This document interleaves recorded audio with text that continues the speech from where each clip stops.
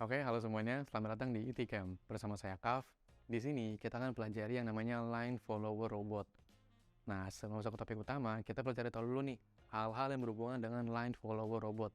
Dimulai dari kata robot. Robot merupakan mesin yang dibuat untuk melakukan suatu perintah atau tugas. Bisa secara otomatis, bisa juga enggak. Nah, robot sendiri dapat dikendalikan nih dengan berbagai macam cara. Di sini saya bakal jelasin 2 poin. Secara internal dan juga secara eksternal. Bedanya apa? Kalau secara internal, si robot bergerak secara otomatis berdasarkan program yang sudah dibuat. Seperti itu. Sedangkan kalau secara eksternal, robotnya dapat dikendalikan nih oleh pengguna ataupun oleh si pembuat robot. Bisa menggunakan handphone, bisa menggunakan remote, bisa secara kabel atau wired dan juga secara wireless tanpa kabel. Seperti itu. Nah, kalian pernah dengar gak sih istilah kata bot dan juga robot? Nah, apa nih perbedaannya nih? Apakah hanya berbeda di 2 huruf aja nih? R dan O? Tentu enggak. Kalau robot, itu adalah mesin yang dibuat untuk melakukan suatu perintah atau tugas. Sedangkan kalau bot, itu sebuah program yang dibuat untuk melakukan suatu perintah atau tugas. Nah, dari sini kita udah dapet nih 2 poin utama, mesin dan program. Dari sini kita udah bisa narik kesimpulan nih, kalau robot itu pada bentuk fisik, dapat dilihat oleh kita. Sedangkan kalau bot itu hanya program, jadi nggak ada bentuk fisiknya, alias virtual. Contohnya apa? Bot Telegram. Nah, robot sendiri itu ada banyak jenisnya, tergantung robot tersebut dibuat untuk apa. Ada yang replika, ada juga yang non-replika. Apa tuh maksudnya replika? Artinya si robot tersebut dibuat dengan acuan makhluk hidup di sekitar kita. Bisa manusia, bisa tumbuhan, bisa hewan. Contohnya apalagi? Ada yang berjenis aerospace, ada humanoid, ada drones, ada medical, ada military, ada industri, dan masih banyak jenis-jenis lainnya nih. Tergantung robot tersebut dibuat untuk apa. Nah, di sini kita ingin bahas yang namanya line follower robot. Tapi ada juga nih robot serupa, tapi dengan nama berbeda. Namanya adalah maze solver. Nah, apa nih bedanya? Kalau dari cara kerja sebenarnya sama. Sama-sama menggunakan garis sebagai peta pergerakan.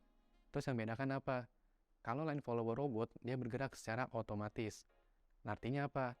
Ketika garis saya belok ke kiri, dia bergerak ke kiri. Kalau garis saya belok ke kanan, dia bergerak ke kanan. Sedangkan kalau maze solver itu enggak. Misalnya garisnya ke kiri, itu bisa kita perintah untuk bergerak ke kanan. Begitupun sebaliknya. Nah, di sini perbedaannya berarti udah cukup jelas ya. Kalau maze solver itu tidak bergerak secara otomatis, tapi kita program dulu nih si robot tersebut mau bergerak seperti apa. Seperti itu. Nah, bagaimana itu bisa terjadi? Di sini ada namanya sistem kerja, di mana terdapat 3 poin di sini. Ada input, ada proses, dan ada juga namanya output. Input adalah tahapan di mana si robot tersebut membaca sebuah parameter atau data dari lingkungannya. Dan di sini kita memerlukan sebuah komponen nih yang bernama sensor.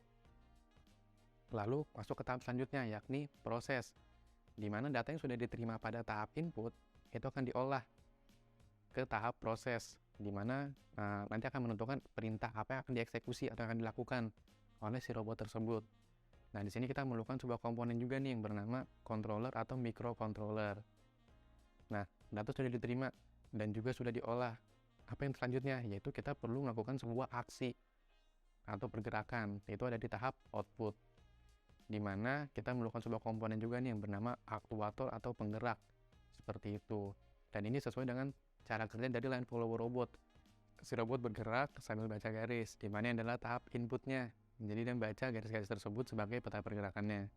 Lalu masuk nih ke tahap proses, di mana data dari hasil pembacaan tersebut diolah lagi. Seperti itu, untuk menentukan pergerakan robot akan seperti apa, ke kiri atau ke kanan. Nah, kalau sudah tinggal pengeksekusiannya di tahap output. Jangan bergerak secara langsung untuk bergerak ke kiri atau bergerak ke kanan, seperti itu.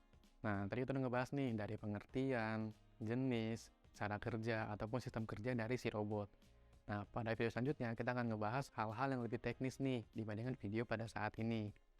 Jadi sampai bertemu lagi pada video selanjutnya. Terima kasih.